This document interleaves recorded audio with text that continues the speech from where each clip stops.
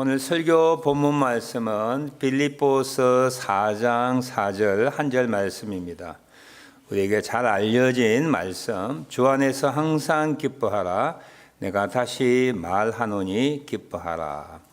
우리 같이 한번 낭독하겠습니다. 주 안에서 항상 기뻐하라. 내가 다시 말하노니 기뻐하라. 아멘. 익히 아는 말씀이지요. 사도 바울이 빌립보 교회에 편지를 쓸 때 그 편지 전면에 기쁨이란 단어가 몇 번이나 등장하고 있습니다. 그가 옥에 갇혀 있습니다. 그리고 복음 전파 사역이 중단되었습니다.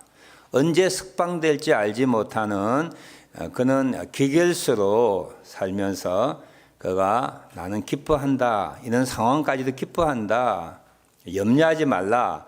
너희도 나와 함께 기뻐하자라고 하는 기쁨이란 단어가 빌립보서에 많이 등장해서 빌립보서를 기쁨의 서신 그렇게 명명하여도 전혀 손색이 없는 그런 기쁨의 편지입니다.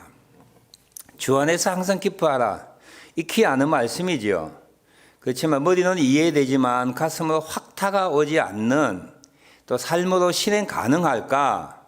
또 어떤 의미로는 우리에게 믿는 자에게 내가 있는 환경 가운데 기뻐하니 너희도 마땅히 기뻐해야 되지 않는가라고 하는 근거에 우리 실상의 내면의 모습 보면 지금도 슬프고 분노하고 억울하고 정말 절망 가운데 우리의 실생활 모습을 보면 이 말이 공허하게 들릴 수가 있습니다. 주 안에 항상 기뻐하라, 이 기뻐하라라고 하는 말씀을 전제, 백그라운드가 뭐냐 하면 고통과 불편함이 있는 환경을 안다라고 하는 거예요. 고통과 불편함이 있는 중에서도 너희는 고통과 불편함에 함몰되지 아니하고 거기에 붙잡히지 아니하고 고통과 불편함을 극복해 나가는 하나님의 주시는 기쁨, 평안함이, 감사함이 내게 있기를 원한다 하는 그런 내용입니다. 이 기쁨이라고 하는, 즐거움이라고 하는 이 사람이 가지고 있는 4대 감정이 있잖아요. 희로 애락. 맨 앞에 희지요, 기쁨이지요.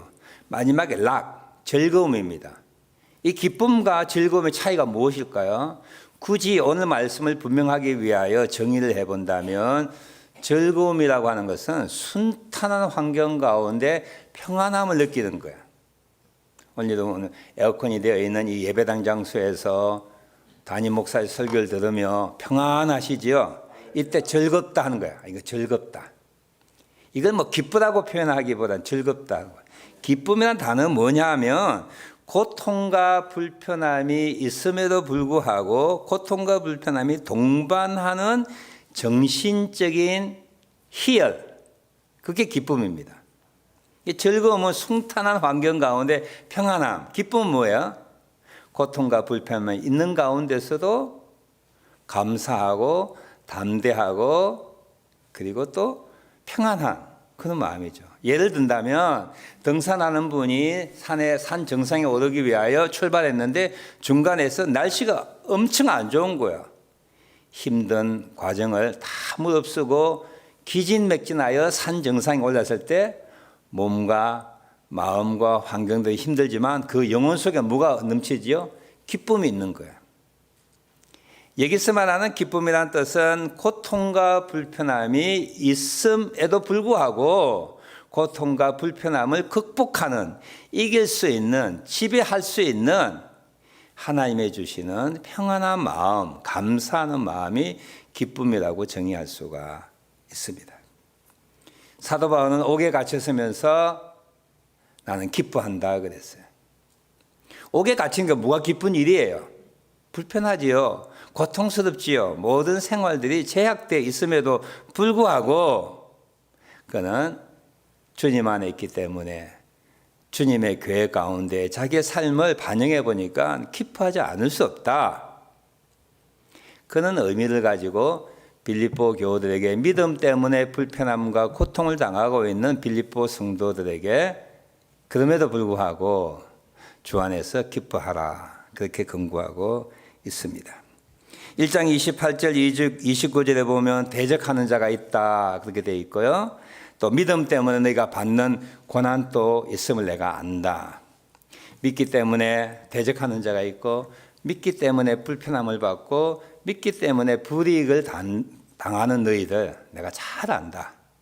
그럼에도 불구하고 우리는 주님 안에 있으면 그럼에도 불구하고 기뻐할 수 있다라고 하는 근거지요. 사실 2000년 전에 빌립보 교우들이 당하는 박해나 멸시나 왕따나 불편함은 우리가 받는 이 반기독교적인 영향보다 훨씬 크다고 생각합니다. 그렇지 않겠어요? 지금 또 예수쟁이 하면 조금 이렇게 천시하는 또 무시하는 그런 분위기지만 그래도 예수 믿는 사람은 얼마나 많이 있어요.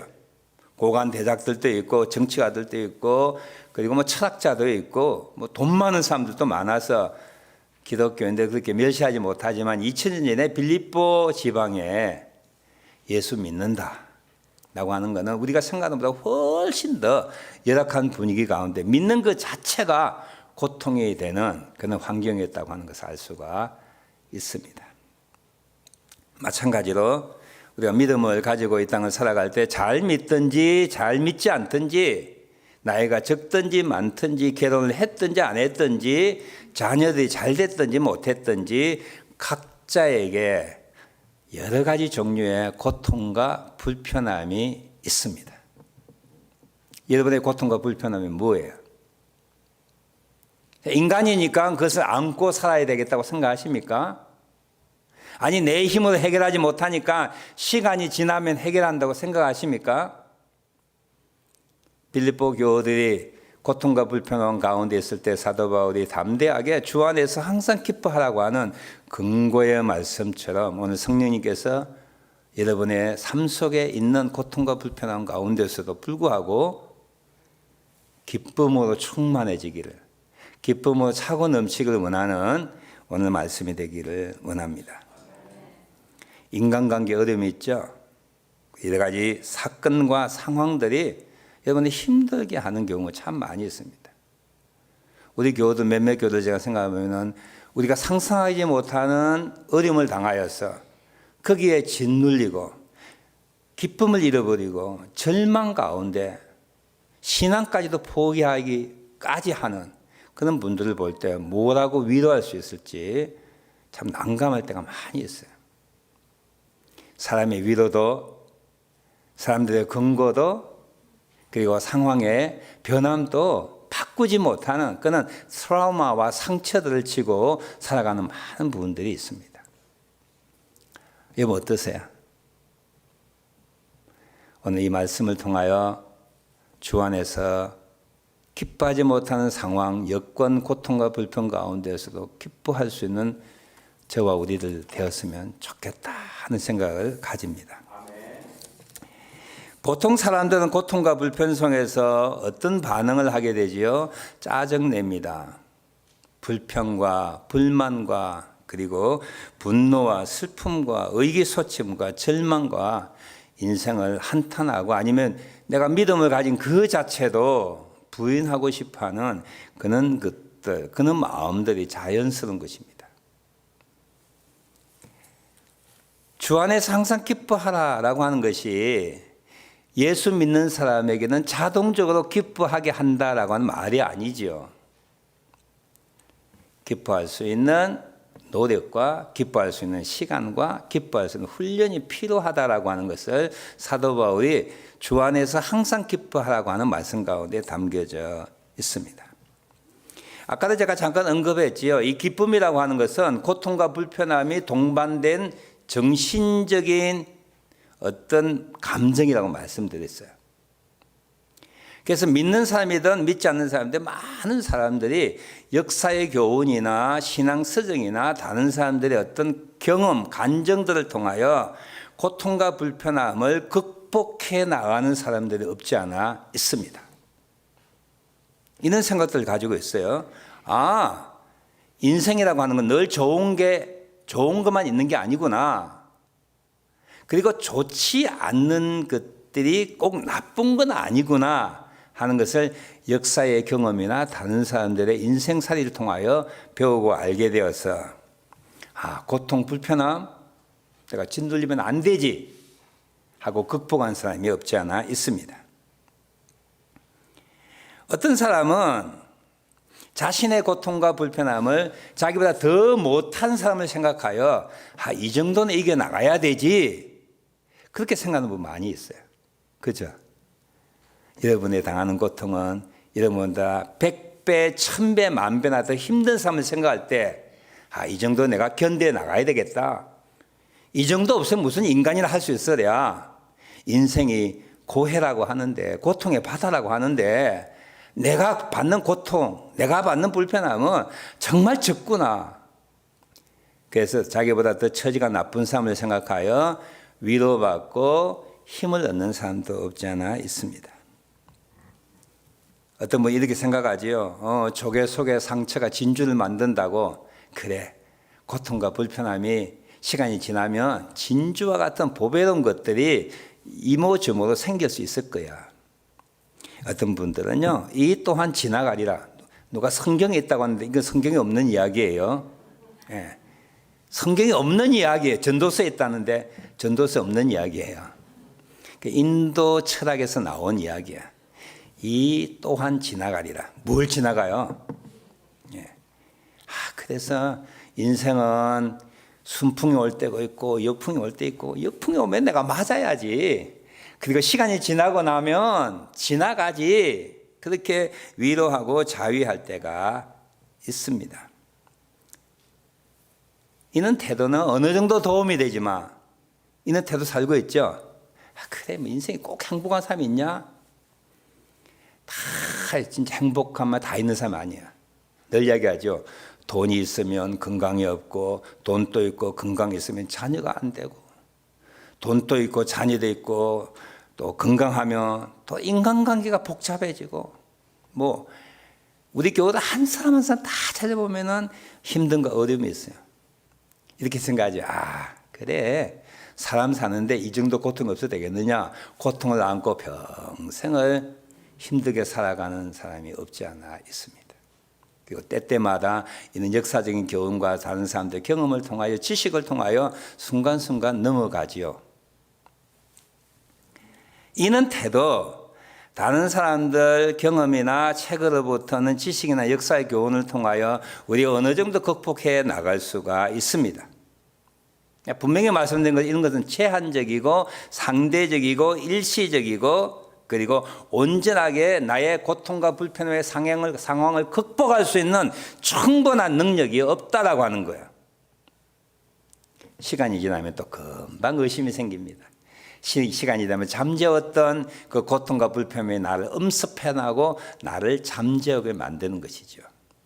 어떤 분이 말하기를 큰 기쁨은 3개월밖에 못 간다고 해요. 3개월밖에. 죽었다가 다시 나도 너무 감사해 하다가 3개월 지나면 뭐야? 또 짜증나는 거예요. 날씨가 왜 이리 더워? 나는 왜 이렇게 돈이 없어? 죽었다가 살아난 3개월 동안은 천국 생활이었는데 3개월이 지나고 나니까 그 기쁨이 사라졌다고 하는 것이죠.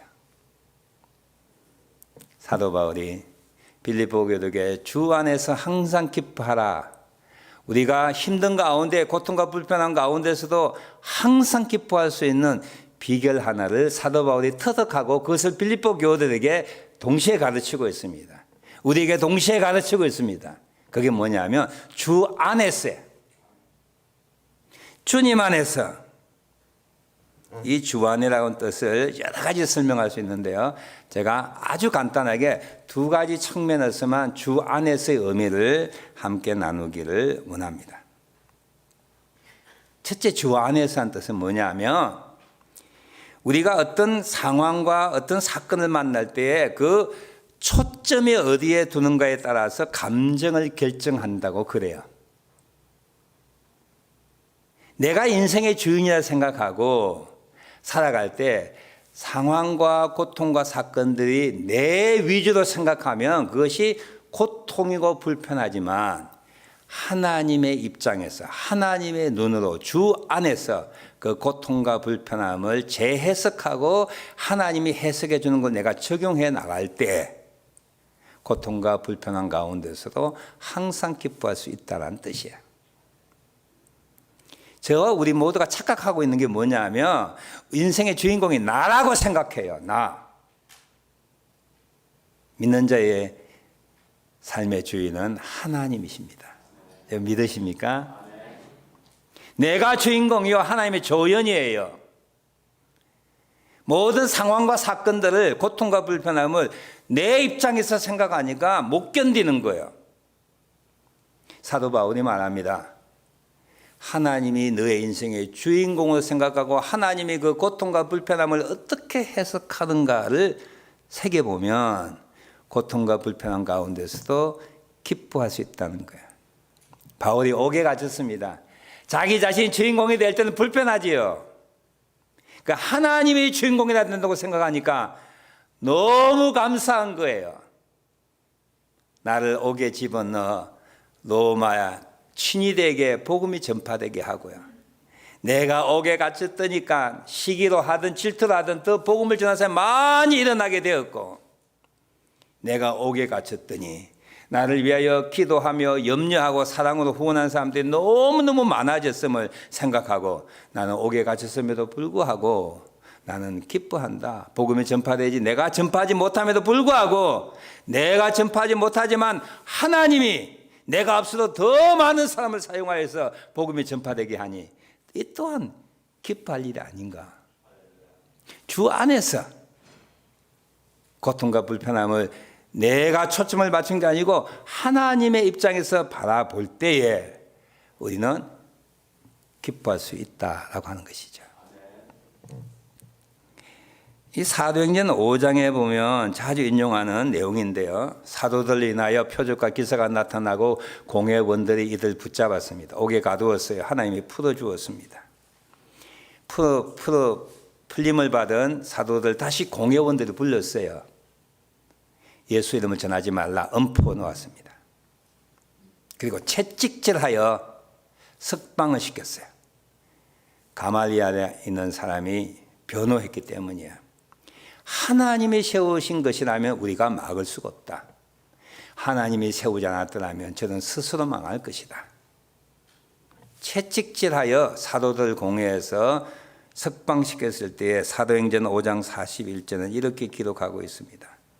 사도들은 그 이름을 위하여 능력받는 일에 합당한 자로 여기심을 기뻐하면서 공회를 떠나니라. 매 맞는 일이 기뻐하는 일입니까? 사도들 복음을 전하는데 복음을 전하지 못하도록 위에 정부들이 검령을 내렸을 때 그게 기뻐하는 일입니까? 아니지요. 근데 사도들은 하나님의 입장에서 자기의 상황을 해석한 거예요. 우리가 복음 전하다가 이렇게 핍박을 받으니 우리가 하나님의 신실한 종이로 여김을 받는구나. 그래서 채찍을 맞음에도 불구하고 예수 이름을 전파하지 못함에도 불구하고 기뻐하면서 공회를 떠났다라고 하는 사실이죠. 다시 한번 요셉이라는 사람의 이야기를 하고 싶어요. 요셉은 야곱의 사랑하는 아들이었습니다. 형제들 시기하여 그를 팔았습니다. 보디발의 종이 되어 열심히 일했는데도 또 모함당하여 옥에 갇혔습니다. 옥에서도 꿈을 해몽해 줬는데도 꿈을 해몽받은 사람이 그를 잊어버렸습니다. 근데 놀랍게도 요셉은 그 마음속에 고통과 불편한 가운데 상처나 분노나 좌절이나 절망이나 그런 마음이 요셉에게 없었다는 놀라운 사실이에요. 왜 그럴까요? 자기에게 일어난 일보다 하나님이 자기에게 일어난 일을 통하여 어떻게 사용하실까에 대하여 초점을 맞추니까 분노할 일이 없는 거예요. 절망할 일도 없는 거예요. 실망할 일도 없는 거예요. 그를 팔았던 형제를 만났을 때 그가 어떻게 고백하지요? 하나님이 우리 민족을 살리기 위하여, 우리 가족을 살리기 위하여, 이스라엘을 만들기 위하여 당신들보다 나를 먼저 애굽으로 보내었는데 이런저런 모양으로 보내어서 이런저런 모양을 통하여 지금 나를 만드셨다라고 하는 거예요.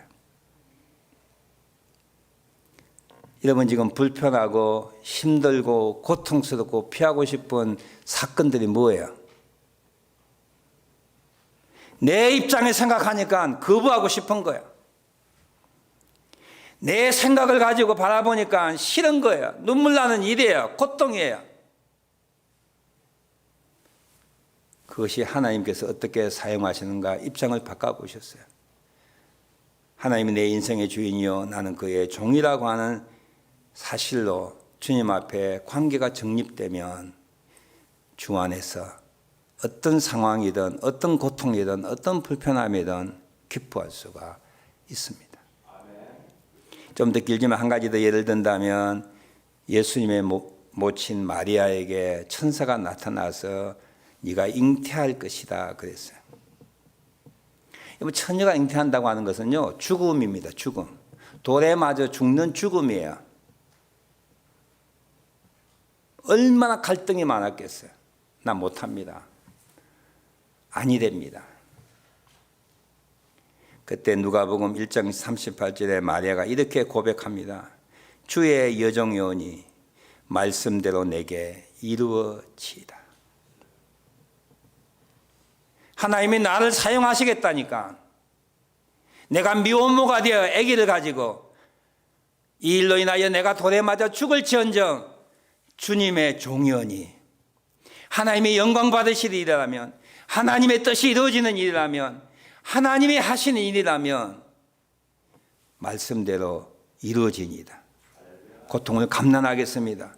불편을 감수하겠습니다. 고통을 내가 안고 가겠습니다. 그렇게 고백하는 거예요.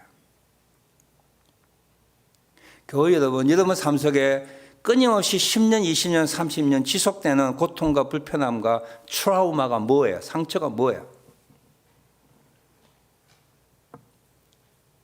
그걸 하나님의 입장에서 이걸 어떻게 사용하시는가? 이걸 왜 나에게 허락하셨는가? 여러분 질문 한번 해보셨어요? 주 안에서 내가 아니에요. 내가 불편하다, 내가 힘들다가 아니고 하나님의 그 일을 어떻게 보시고 어떻게 사용하시는가를 생각해 보셨느냐고요. 그렇게 생각해 본 적이 없기 때문에 10년, 20년 시간이 해결된다고. 시간이 해결되는 게 아닙니다. 이번 남편이 시간이 해결되니까 순해지던가요? 여러분 아내가 시간이 지나니까 잔소리가 없어지던가요? 여러분의 자녀들 시간이 지나니까 불순종해서 순종의 사람으로 변하던가요? 시간이 우리의 문제를 해결하지 못합니다. 주 안에 주님이 이 사건을, 이 상황을, 이 불편함을, 이 고통을 어떻게 해석할 건가라고 하는 그 한마디 말씀이 없으면 우리는 기뻐할 수 없는 거예요. 사도 바울은 주 안에서 주님의 눈으로 자기 상황을 바라보니까 기뻐하지 않을 수 없는 거예요. 내가 옥에 갇혔어도 기뻐한다. 내가 다시 말하노니 기뻐하라. 너희도 믿음 때문에 받는 박해와 왕따와 질시와 불편함과 힘듦 내가 안다. 주님 안에서 너의 상황을 주님의 눈으로 너의 상황들을 사건들을 재해석하는 그런 시간과 노력과 훈련이 필요하다. 그렇게 말씀하시는 거예요. 두 번째 주 안에서란 뜻은 믿기 때문에 주님으로부터 받은 절대적이고 영원한 복을 알게 되면 불평함과 고통 가운데서 이거는 뭐 세 발의 피해예요.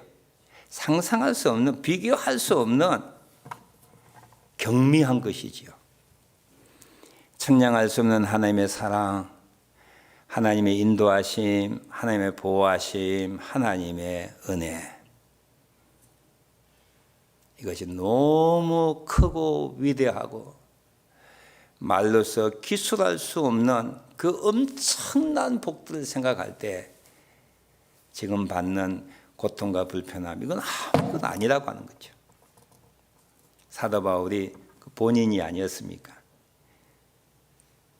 유대인 중에 유대인 그가, 랍비였던 그가 이단자라고 생각했던 예수님을 쫓는 추종하는 교회들을 회파하고 믿는 사람을 붙잡아 죽이고 스데반을 죽는데 정인된 그가 하나님을 만났어요. 하나님의 손에 당장 죽어야 되는데도 불구하고 하나님이 그를 살려주셨습니다. 기가 막힌 일이에요. 정말 기가 막힌 일이에요. 그렇지 않습니까?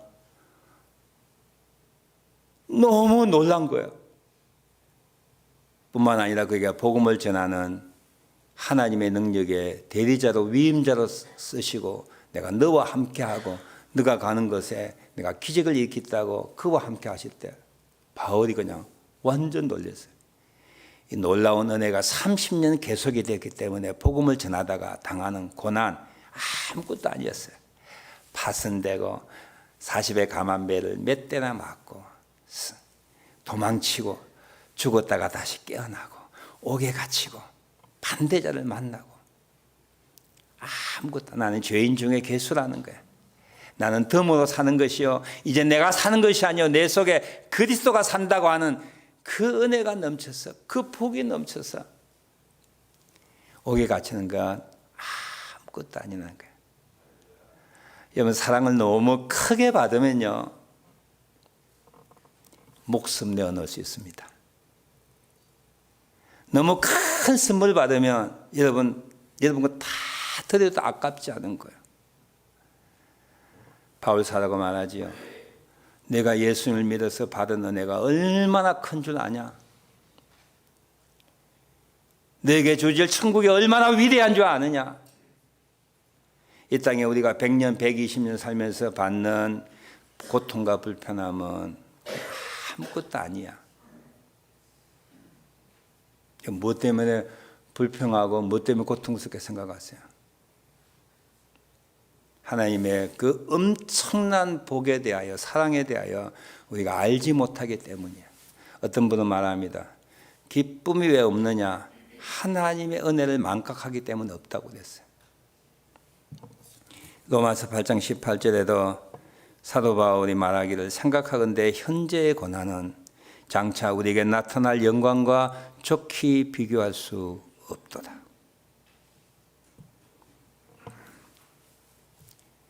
주 안에서 항상 기뻐하라라고 하는 금명, 우리의 실생활에 그대로 적용하는 하나님의 은혜가 임하기를 원합니다. 이 기쁨은 인간이 만들어낸 것 아니에요. 주 안에 섰을 때, 주 앞에 섰을 때 주님의 주시는 복들이 얼마나 큰가를 알게 될 때에 주어지는 하나님의 선물입니다. 시간이 지나가도록 여러분 기다리지 마십시오. 인생은 그런 거라 하며 눈물 짓으며 통곡하며 아파하며 살아가지 마십시오.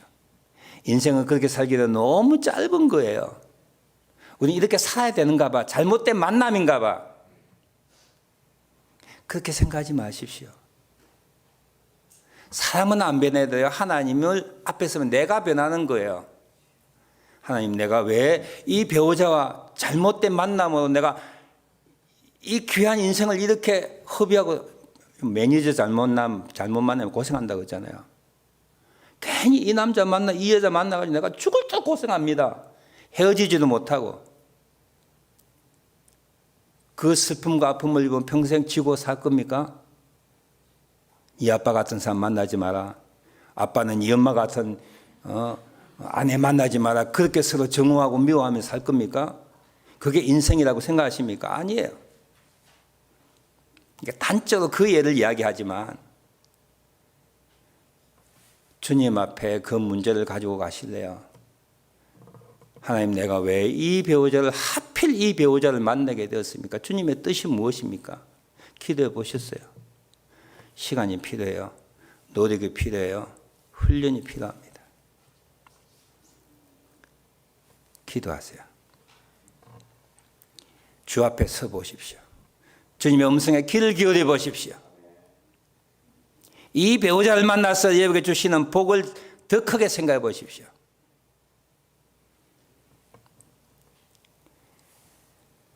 주님 앞에 서면 주님이 듣게 해주세요. 주님 앞에 서면 믿을 때 받았던 그 복이 얼마나 큰가를 알게 해주세요. 그제서야 고통과 불편함 우리가 극복해 나가고 통제해 나가고 거기에 짓눌리지 않을 수 있는 기쁨이 하나님부터 주어지는 것입니다.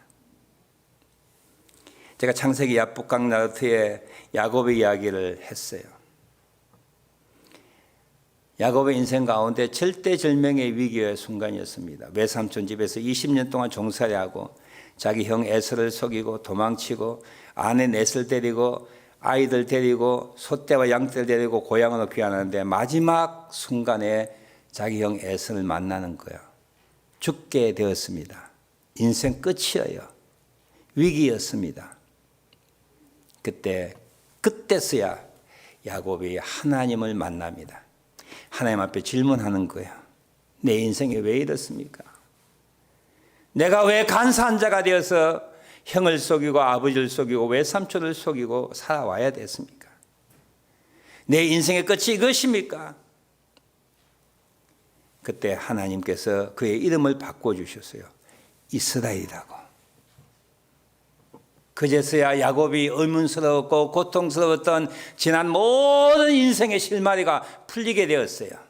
하나님이 나를 이스라엘 만들기 위하여, 하나님이 나를 이스라엘 만들기 위하여 이런 역경과 고난과 속임수 가운데 나를 사용하셨구나. 한순간에 그 모든 질문들이 해결되어 버렸어요. 한순간에.